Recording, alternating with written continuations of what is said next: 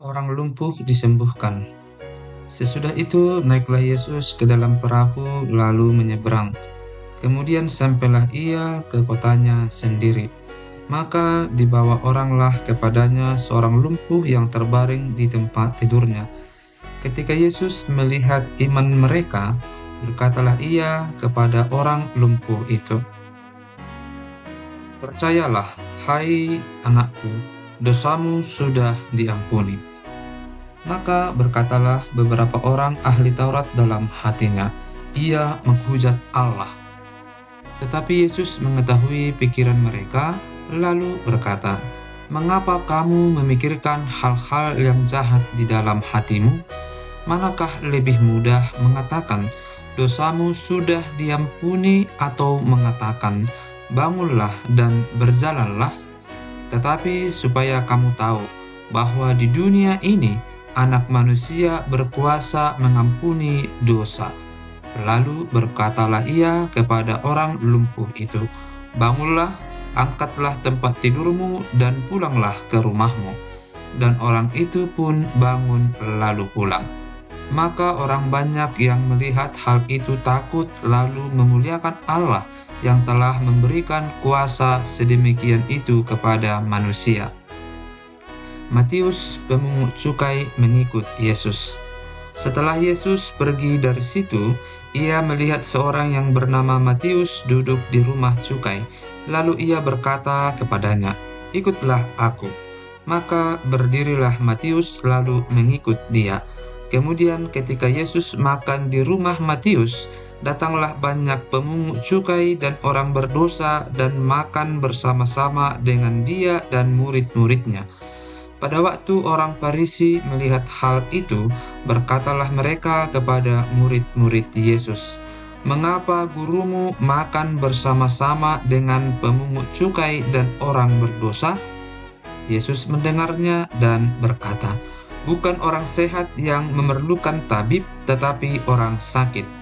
Jadi pergilah dan pelajarilah arti firman ini.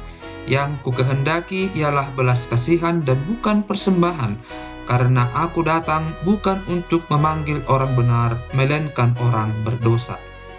Hal berpuasa. Kemudian datanglah murid-murid Yohanes kepada Yesus dan berkata, "Mengapa kami dan orang Farisi berpuasa, tetapi murid-muridmu tidak?" Jawab Yesus kepada mereka, "Dapatkah sahabat-sahabat mempelai laki-laki berduka cita selama mempelai itu bersama mereka? Tetapi waktunya akan datang mempelai itu diambil dari mereka, dan pada waktu itulah mereka akan berpuasa. Tidak seorang pun menambalkan secarik kain yang belum susut pada baju yang tua, karena jika demikian kain penambal itu akan mencabik baju itu, lalu makin besarlah koyaknya. Begitu pula anggur yang baru tidak diisikan ke dalam kantong kulit yang tua, karena jika demikian kantong itu akan koyak sehingga anggur itu terbuang dan kantong itu pun hancur. Tetapi anggur yang baru disimpan orang dalam kantong yang baru pula, dan dengan demikian terpeliharalah kedua-duanya." Anak kepala rumah ibadat, perempuan yang sakit pendarahan. Sementara Yesus berbicara demikian kepada mereka, datanglah seorang kepala rumah ibadat, lalu menyembah dia dan berkata, "Anakku perempuan baru saja meninggal, tetapi datanglah dan letakkanlah tanganmu atasnya, maka ia akan hidup." Lalu Yesus pun bangunlah dan mengikuti orang itu bersama-sama dengan murid-muridnya. Pada waktu itu seorang perempuan yang sudah 12 tahun lamanya menderita pendarahan maju mendekati Yesus dari belakang dan menjamah jumbai jubahnya, karena katanya dalam hatinya, "Asal kujamah saja jubahnya, aku akan sembuh." Tetapi Yesus berpaling dan memandang dia serta berkata, "Teguhkanlah hatimu, hai anakku, imanmu telah menyelamatkan engkau." Maka sejak saat itu sembuhlah perempuan itu. Ketika Yesus tiba di rumah kepala rumah ibadat itu dan melihat peniup-peniup seruling dan orang banyak ribut, berkatalah ia, "Pergilah, karena anak ini tidak mati tetapi tidur." Tetapi mereka menertawakan dia. Setelah orang banyak itu diusir, Yesus masuk dan memegang tangan anak itu, lalu bangkitlah anak itu. Maka tersiarlah kabar tentang hal itu ke seluruh daerah itu. Yesus menyembuhkan mata 2 orang buta. Ketika Yesus meneruskan perjalanannya dari sana, 2 orang buta mengikutinya sambil berseru-seru dan berkata, "Kasihanilah kami, hai anak Daud." Setelah Yesus masuk ke dalam sebuah rumah, datanglah 2 orang buta itu kepadanya, dan Yesus berkata kepada mereka, "Percayakah kamu bahwa aku dapat melakukannya?" Mereka menjawab, "Ya Tuhan, kami percaya." Lalu Yesus menjamah mata mereka sambil berkata, "Jadilah kepadamu menurut imanmu." Maka meleklah mata mereka, dan Yesus pun dengan tegas berpesan kepada mereka, katanya, "Jagalah supaya jangan seorang pun mengetahui hal ini." Tetapi mereka keluar dan memasyurkan dia ke seluruh daerah itu. Seorang bisu disembuhkan. Sedang 2 orang buta itu keluar, dibawalah kepada Yesus seorang bisu yang kerasukan setan. Dan setelah setan itu diusir, dapatlah orang bisu itu berkata-kata. Maka heranlah orang banyak, katanya, "Yang demikian belum pernah dilihat orang di Israel."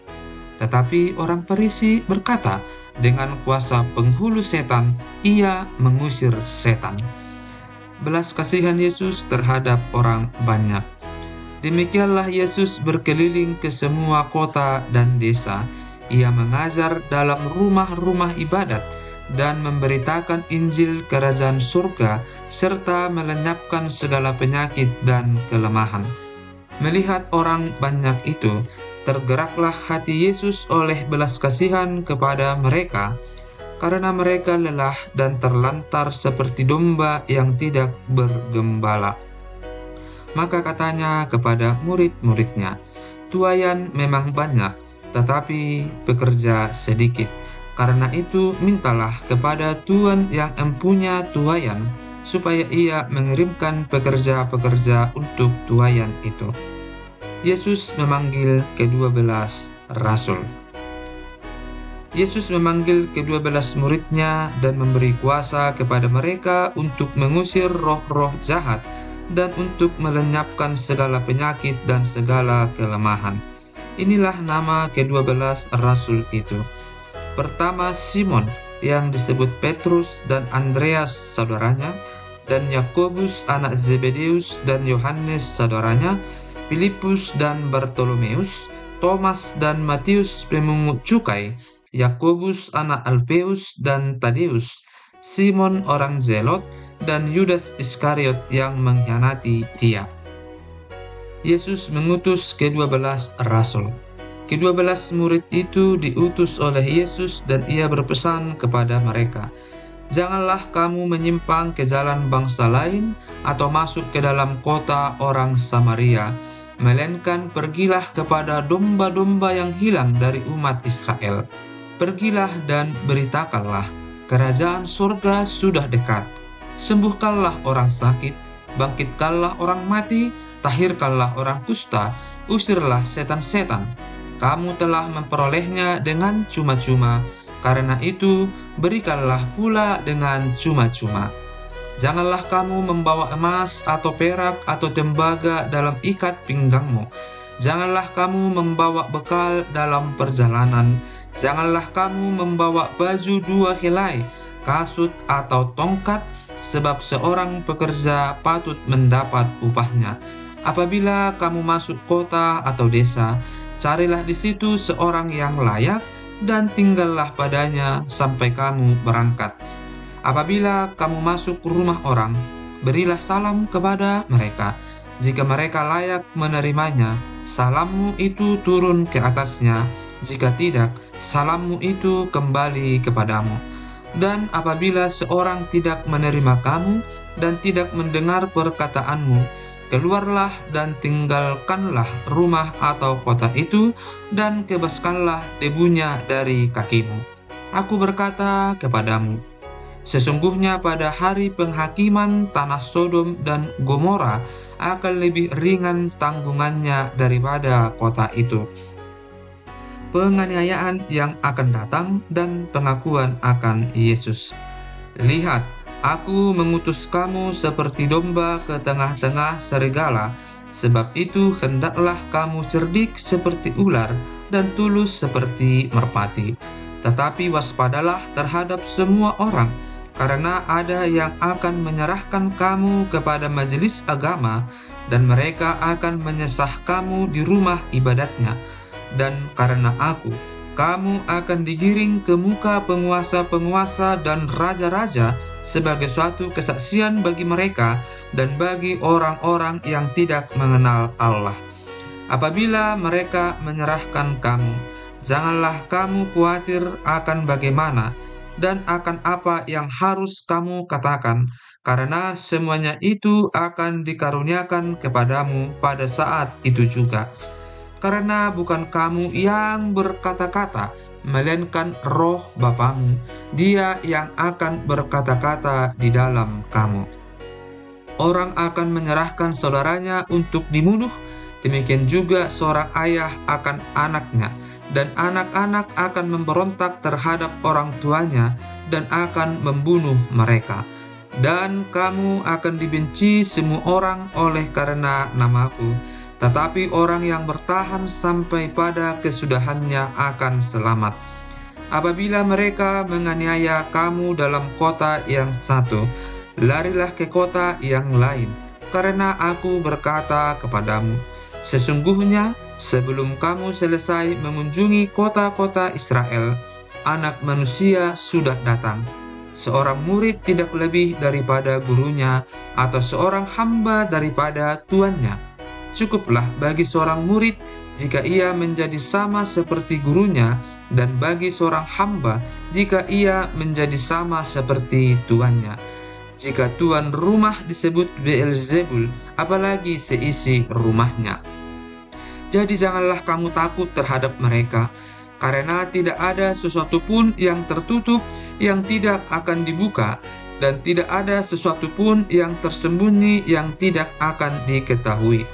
Apa yang kukatakan kepadamu dalam gelap, katakanlah itu dalam terang, dan apa yang dibisikkan ke telingamu, beritakanlah itu dari atas atap rumah. Dan janganlah kamu takut kepada mereka yang dapat membunuh tubuh, tetapi yang tidak berkuasa membunuh jiwa. Takutlah terutama kepada Dia yang berkuasa membinasakan baik jiwa maupun tubuh di dalam neraka. Bukankah burung pipit dijual 2 ekor seduit? Namun seekor pun daripadanya tidak akan jatuh ke bumi di luar kehendak Bapamu. Dan kamu, rambut kepalamu pun terhitung semuanya. Sebab itu, janganlah kamu takut, karena kamu lebih berharga daripada banyak burung pipit. Setiap orang yang mengakui aku di depan manusia, aku juga akan mengakuinya di depan Bapa-Ku yang di sorga. Tetapi barang siapa menyangkal aku di depan manusia, aku juga akan menyangkalnya di depan Bapa-Ku yang di sorga. Yesus membawa pemisahan bagaimana mengikut Yesus. Jangan kamu menyangka bahwa aku datang untuk membawa damai di atas bumi. Aku datang bukan untuk membawa damai, melainkan pedang. Sebab aku datang untuk memisahkan orang dari ayahnya, anak perempuan dari ibunya, menantu perempuan dari ibu mertuanya, dan musuh orang ialah orang-orang seisi rumahnya. Barang siapa mengasihi bapa atau ibunya lebih daripadaku, ia tidak layak bagiku. Dan barang siapa mengasihi anaknya laki-laki atau perempuan lebih daripadaku, ia tidak layak bagiku. Barang siapa tidak memikul salibnya dan mengikut aku, ia tidak layak bagiku. Barang siapa mempertahankan nyawanya, ia akan kehilangan nyawanya, dan barang siapa kehilangan nyawanya karena aku, ia akan memperolehnya. Barang siapa menyambut kamu, ia menyambut aku, dan barang siapa menyambut aku, ia menyambut Dia yang mengutus aku. Barang siapa menyambut seorang nabi sebagai nabi, ia akan menerima upah nabi, dan barang siapa menyambut seorang benar sebagai orang benar, ia akan menerima upah orang benar. Dan barang siapa memberi air sejuk secangkir saja pun kepada salah seorang yang kecil ini, karena ia muridku, aku berkata kepadamu, sesungguhnya ia tidak akan kehilangan upahnya daripadanya.